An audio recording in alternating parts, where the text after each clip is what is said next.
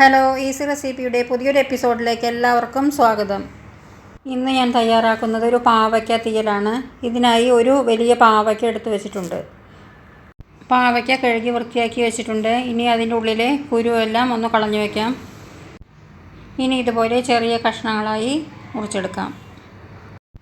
ഒരു പാനിലേക്ക് എണ്ണ ഒഴിച്ച് ചൂടാവുമ്പോൾ കട്ട് ചെയ്ത് വെച്ചിരിക്കുന്ന പാവയ്ക്ക ഇട്ട് ബ്രൗൺ കളർ ആവുന്നത് വരെ നന്നായി ഇളക്കി കൊടുക്കാം.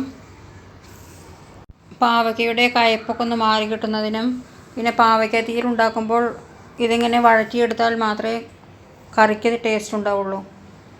2 ചെറിയ സവോളയും വഴറ്റിയെടുക്കണം. ഇതിനായി സവോള നീളത്തിൽ ഒന്ന് അരിഞ്ഞു വയ്ക്കാം. ഈ സവോളയും എണ്ണയിലിട്ട് ഒന്ന് ചൂടാക്കിയെടുക്കണം. കയ്പ്പയ്ക്കയും സവോളയും വഴറ്റിയത് മാറ്റി വെച്ചിട്ടുണ്ട്. ഇനി ഇതിലേക്കുള്ള മസാല തയ്യാറാക്കുന്നതിന് വേണ്ടി 3 സ്പൂൺ മല്ലിപ്പൊടി ഒന്ന് ചൂടാക്കിയെടുക്കണം. ഒന്ന് ബ്രൗൺ കളറാവുമ്പോൾ തീ ഓഫ് ചെയ്ത് അതിലേക്ക് മഞ്ഞൾപ്പൊടിയും മുളക് പൊടിയും ഇട്ട് കൊടുക്കാം.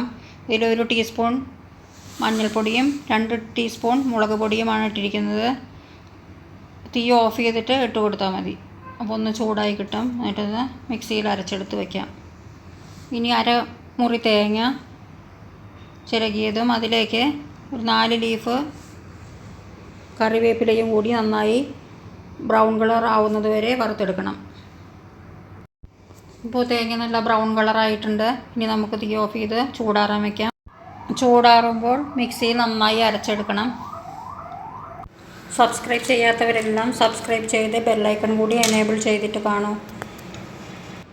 തേങ്ങ നന്നായി അരച്ച് വെച്ചിട്ടുണ്ട്. വഴറ്റി വെച്ചിരിക്കുന്ന പാവയ്ക്കയും സവോളയും ഒരു പാനിലേക്കിട്ട് അരച്ച് വെച്ച മസാല അതിലേക്ക് ഒഴിച്ചു കൊടുത്ത് ആവശ്യത്തിന് വെള്ളവും ഉപ്പും ചേർത്തിട്ട് അടച്ച് വെച്ച് വേവിക്കാം. ഇതിലേക്ക് ഞാൻ 2 ടീസ്പൂൺ ഉപ്പിട്ട് കൊടുത്തു. ആവശ്യത്തിന് വെള്ളവും ചേർത്ത് കൊടുത്തിട്ടുണ്ട്. ഇനി ഇത് അടച്ച് വെച്ച് ഒരു 10 മിനിറ്റ് ഇരുന്ന് വേവട്ടെ. ഇതിൻ്റെ അടപ്പ് തുറന്ന് നോക്കാം. എല്ലാം നന്നായി വെന്തിട്ടുണ്ട്. ഇനി ഇതിലേക്ക് തയ്യാറാക്കി വെച്ച പുളിവെള്ളം ചേർത്ത് കൊടുക്കാം. ഒരു 3 മിനിറ്റ് തിളച്ച് കഴിയുമ്പോൾ അതിലേക്ക് അരച്ച് വെച്ച തേങ്ങ കൂടി ചേർക്കാം. എല്ലാവരും ഉണ്ടാക്കി നോക്കൂ. നിങ്ങൾക്കിഷ്ടമായെങ്കിൽ ലൈക്ക് ചെയ്ത് നിങ്ങളുടെ ഫ്രണ്ട്സിനൊക്കെ ഷെയർ ചെയ്ത് കൊടുക്കൂ. എരിവും ഉപ്പൊക്കെ നിങ്ങളുടെ ടേസ്റ്റിനനുസരിച്ച് ചേർത്ത് കൊടുക്കാം. അരച്ച് വെച്ച തേങ്ങ ഇതിലേക്ക് ഒഴിച്ച് കൊടുത്തിട്ടുണ്ട്. അല്പം കൂടി വേണമെങ്കിൽ വെള്ളം ചേർക്കാം. തേങ്ങയൊക്കെ ചേർത്തപ്പോൾ കറി നല്ല തിക്കായി. ഞാൻ ഇതിലേക്ക് കുറച്ചുകൂടി വെള്ളം ഒഴിച്ച് കൊടുത്തിട്ടുണ്ട്. ഒന്ന് തിളച്ച് വരുമ്പോൾ ഓഫ് ചെയ്ത് ഇതിലേക്ക് ഉള്ളിയും കറിവേപ്പിലയും താളിച്ച് കൊടുക്കാം. ചോറിനൊക്കെ പറ്റിയ നല്ലൊരു ടേസ്റ്റുള്ള കറിയാണിത്. എല്ലാവരും ട്രൈ ചെയ്ത് നോക്കൂ. അടുത്ത വീഡിയോ വരുന്നവരെ എല്ലാവർക്കും താങ്ക് യു.